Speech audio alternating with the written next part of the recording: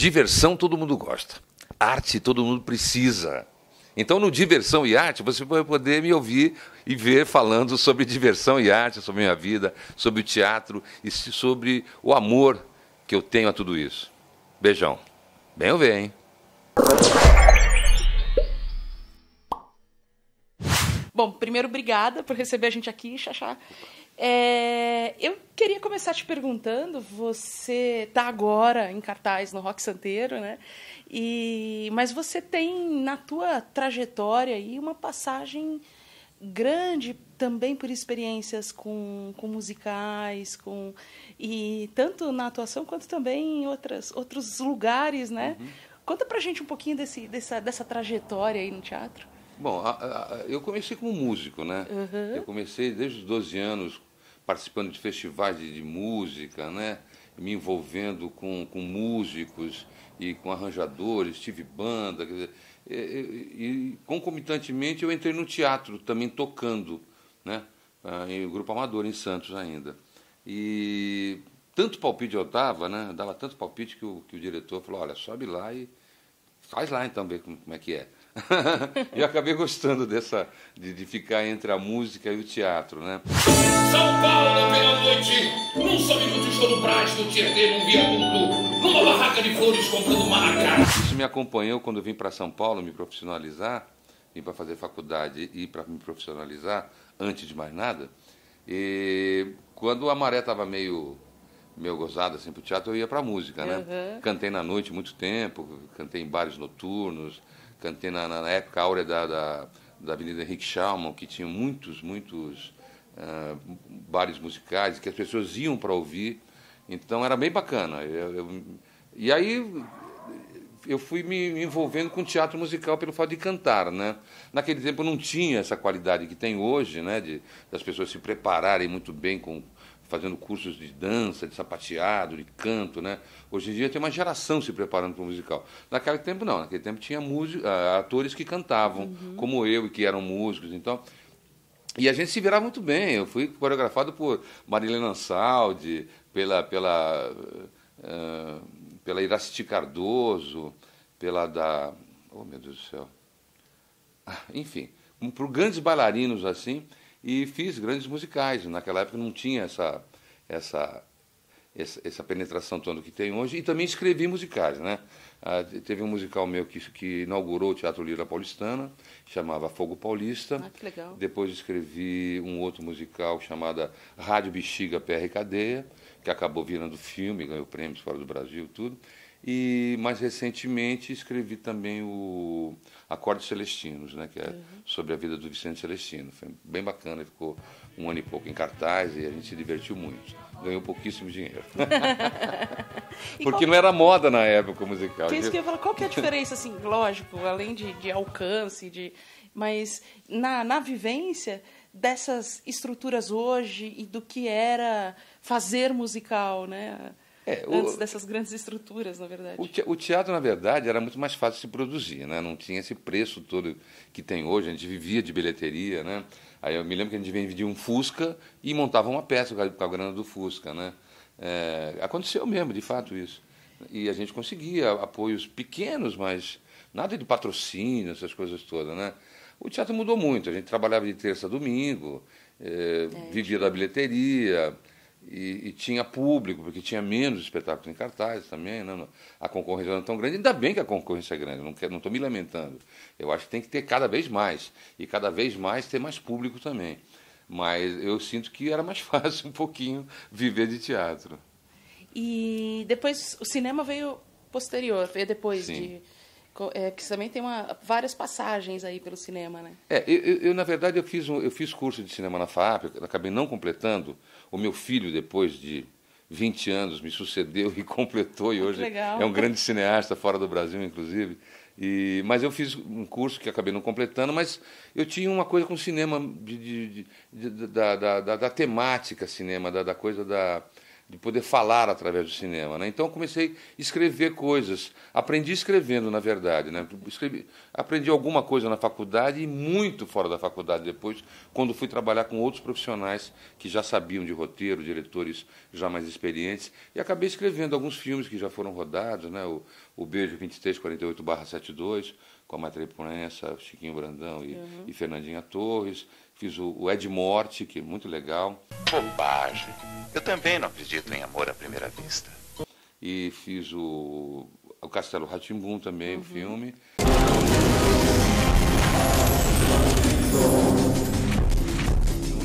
E agora estou no prelo aí, tá para ser rodado um chamado Voodoo Delivery, que também é um roteiro meu. Quer dizer, eu namoro o cinema, mas eu não tenho assim um tempo, uma disposição suficiente para escrever tudo que eu quero para o cinema, entendeu? Porque é difícil, a gente tem que se trancar e ficar um mês, 2, sem fazer outra coisa, né? E você tem essa característica dessa...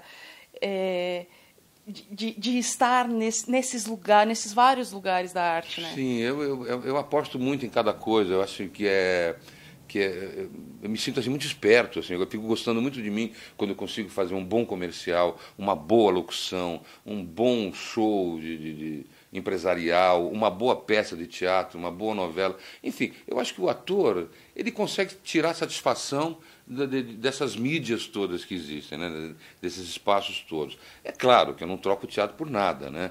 Porque o teatro é a base de tudo isso, né? Eu, quando faço cinema, quando faço televisão, eu carrego muito do teatro ou do que eu aprendi no teatro, né? Se é que eu aprendi alguma coisa.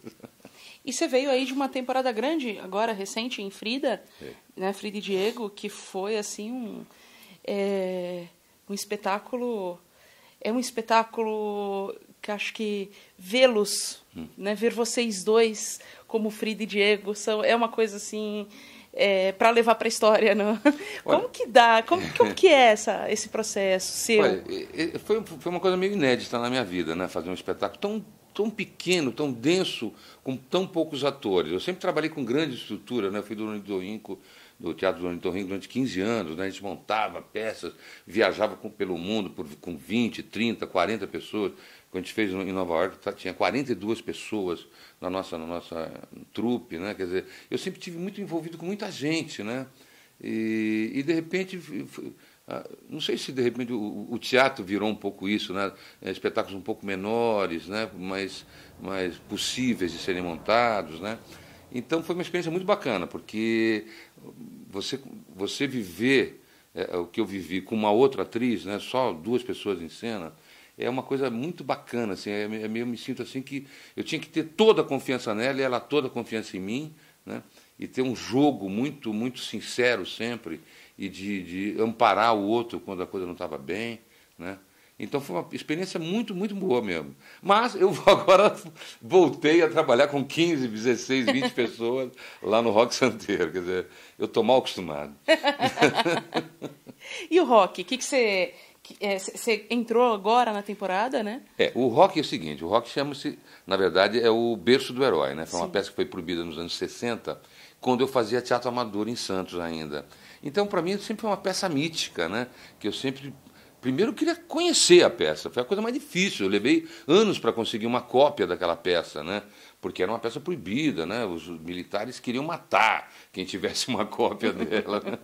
E eu vivia pelos cantos procurando, conseguia achar, mas é claro que não dava para montar, né? Mas ficou aquilo na minha cabeça com uma história que, nossa, que bacana, né? E que era uma coisa de resistência, né? Anos mais tarde eu tive uma peça censurada, na qual eu fazia no Teatro do Ornitorrinco, o Teledeum, né, em 88, já tinha acabado a censura e fomos censurados, né?